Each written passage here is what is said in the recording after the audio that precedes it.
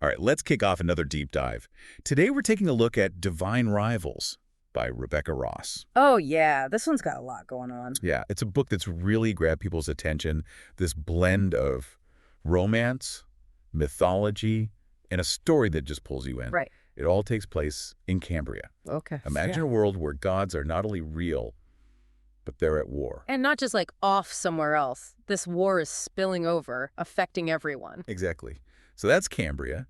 But in the middle of all this, we meet Iris and Roman, Okay. two young journalists, both super ambitious. Both going after the same prize. Yeah, that columnist spot at the Oath Gazette, it's like the top spot for any journalist. The dream job, basically. But it's Right. more than just that, right? Their rivalry, it goes deeper. Oh, absolutely. They're both dealing with loss, looking for connection in a world that feels kind of broken. Yeah, Iris, she's desperate to stay connected to her brother, Forrest, who's off fighting in the war. She finds this magical way to send letters through an antique wardrobe. Play like Narnia style. Kind of. But here's the twist. Someone's secretly reading those letters. No way. Let me guess Roman, playing the secret admirer. Bingo. He's intercepting them, writing back as Carver, giving advice, comfort, the whole bit. So he's not just her rival at work, but this secret confidant, too. Talk about a recipe for disaster. Okay, but before we get too far, can we step back a sec?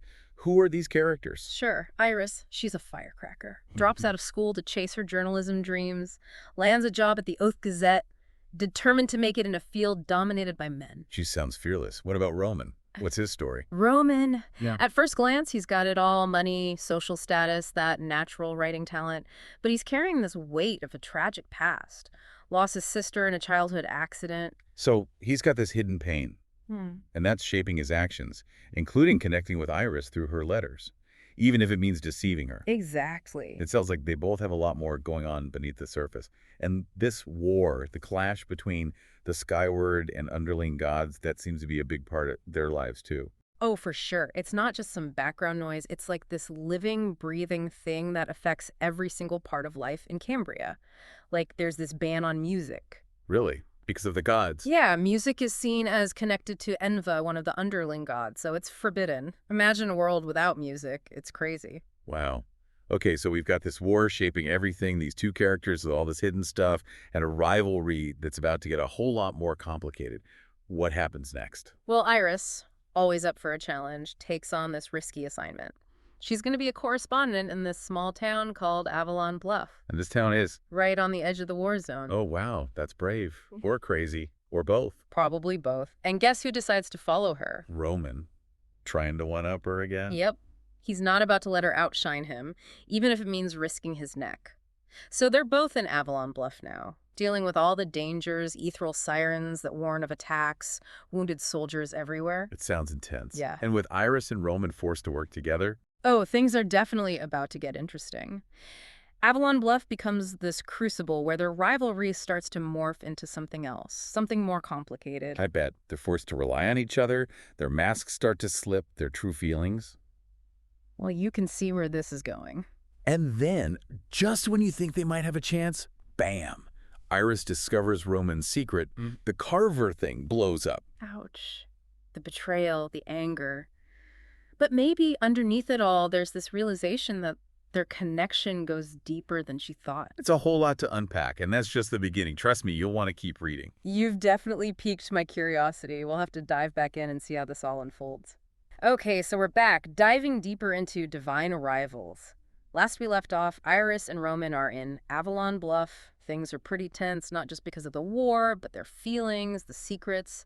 It's all starting to bubble up. Yeah, and Rebecca Ross is really good at building that tension. It's not just telling you Avalon Bluff is in danger. You feel it. Right. Blackout procedures, like they're just normal life. Evacuation orders being shouted out in the streets.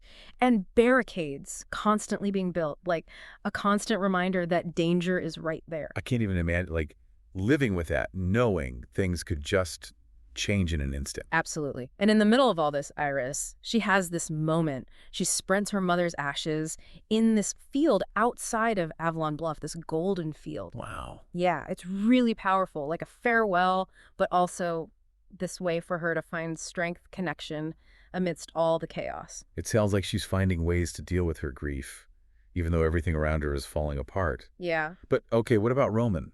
Does the truth about Carver come out? Well, just when you think they might actually have a chance to sort things out, boom, the eye throws attack. It's Um, brutal.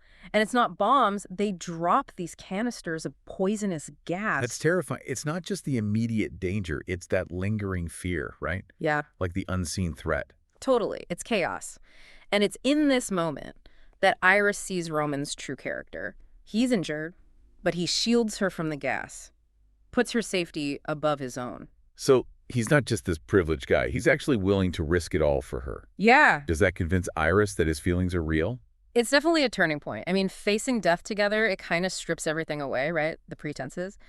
Iris starts to believe that maybe, just maybe, they can overcome the deception. So a bit of hope amidst all the darkness. Yeah. But with this war raging around them, it can't be easy. Nope. Just as they start to feel connected, another shock hits. Forrest, Iris's brother, he shows up. Oh, wow. And he pulls Iris away from Avalon Bluff. What, like, takes her away? Yeah. He says it's for her safety, but his sudden appearance, his secretive behavior, it's just weird. And remember, Iris still has no clue about the letters about Roman being Carver. So not only is the attack her brother showing up out of nowhere, she's also completely in the dark about Roman's secret. This is a mess. Total upheaval. Everything she thought she knew, it's gone. Ooh. She's left reeling, trying to figure it all out. And I bet just as she gets a grip on one thing, something else pops up. Oh, yeah. Then there's the revelation about Forrest. He's joined Dacre's army. No way. Wait, so he's gone to the other side? He's not the same brother who left for war. Something's changed him. Wow. That's a huge betrayal. Yeah. He disappears, comes back all mysterious, and now is at the enemy. And it makes you wonder, right? What happened to him during his time at the front? Why is he so devoted to Dacre? And maybe most importantly, what are his intentions towards Iris? Again, chills just thinking about it. This went from a simple rivalry to something way more complicated. For sure. And this complexity, it extends to how Ross writes about Dacre himself. He's not just this evil god, bent on destruction. We see bits of his past, his motivation. Really? So there's more to him. Oh, yeah. He's driven by this sense of betrayal, loss, a longing for a past love. It makes him, if not relatable, at least understandable. You see the pain behind his actions. That's what I love about stories with great characters. It's not always black and white, good versus evil. It's those gray areas that get you thinking. Absolutely. And Iris, in the middle of all this, she's on this incredible journey of self-discovery. She started out ambitious, wanting to make a name for herself. Now she's facing life or death situations, betrayals, and love that's turned everything upside down. It sounds like she's really pushed to her limits. She is. And it's through these challenges that she finds strength, resilience she didn't know she had. She's learning to adapt, fight for what she believes in, trust her gut. Sometimes the hardest situations bring out the best in us, right? Right.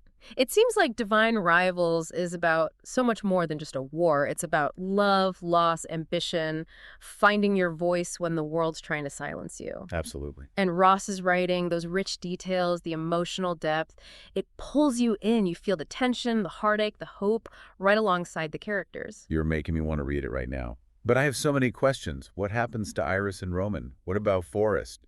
Does Avalon Bluff even survive? Well, for those answers, you'll have to read the book. But I can tell you, the ending, it's full of twists, emotional moments. You won't be able to put it down. You're killing me. I guess we'll have to come back and uncover the final chapter of this story. Okay, we're back and ready to wrap up our Divine Rivals deep dive.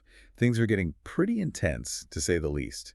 Last we saw, Iris was away from Roman, her brother's on the wrong side, and Avalon Bluff might be toast. This is where Ross really kicks into high gear. The tension, the twists, and the stakes, they just keep getting higher. So where do we find Iris now? She must be reeling from all of it. Back in Oath, completely lost. The betrayal, especially from Forrest, it's hitting her hard. Plus that guilt of leaving Roman behind in Avalon Bluff. It's like her whole world's been flipped upside down. But knowing Iris, she's not one to just sit around feeling sorry for herself. Definitely not. She's trying to put the pieces together, figure out what happened to Forrest, why he's doing this, and most importantly, how to get back to Roman. All that while there's a war going on. She's determined. And remember those magical typewriters. Yeah. Even with all the distance, Iris is clinging to that hope of connecting with Roman through their words. She's pouring her heart out to Carver, not knowing the man she loves is in danger, and that her own brother put him there. Oh, man, the irony. Confiding to the one who betrayed her while the guy who really gets her is the one left behind. It's messed up. That's what makes it so good. You're pulling for Iris to find Roman, for the truth to come out, but you know it can blow everything up. A ticking time bomb. Okay, before we get to that, what about Forrest? We've hinted at his change, but what's the real story? As things unfold, you learn it's this deep-seated thing with Forrest. He wants power, recognition. He's always felt overshadowed by Iris and Dacre. Well, he sees him as the ticket to finally step out from her shadow. It's a twisted ambition leading to all this betrayal. So it's not just the war, it's personal. Proving himself, even if it means siding with a god who's everything his sister's fighting against. It's sad, but I get it. Seeking validation in the wrong places. And Ross doesn't make Forrest pure evil. You see glimpses of the brother Iris loves, the one who cares. But this power hunger, it's warped him. Making him a more complex villain. Must be tough for Iris, seeing the brother she knew become this. Absolutely. And it makes their eventual face-off even more powerful. You keep mentioning this showdown. Give us a little more, without spoiling it all. Let's just say the fate of Avalon Bluff is hanging by a thread, and Iris. She has to make this impossible choice. Save her brother, or the man she loves. This is a battle for Cambria, but also for her own heart. Sounds like Ross doesn't pull any punches. Does Iris find any resolution? The climax is intense, emotionally and action-wise. Betrayals, revelations, sacrifices, the whole works. But through it all, Iris finds her strength, makes a choice that'll define who she becomes. I'm dying to know how it ends. You've given us a great taste of the story without ruining it. I'm definitely adding this to my reading list. That's what we aim for. Spark that curiosity, make you want to dive into these worlds, these characters. So, to anyone listening, if you're into stories about gods, magic, a love triangle with a war as the backdrop, you need to check out Divine Rivals. You'll be rooting for Iris every step of the way. And if you've already read it, think about how you'd handle her choices. It's the kind of story that stays with you. Absolutely. Well, I think that wraps up our deep dive. It's been great chatting about Divine Rivals with you. Likewise. Until next time, folks, keep those pages turning and those imaginations fired up.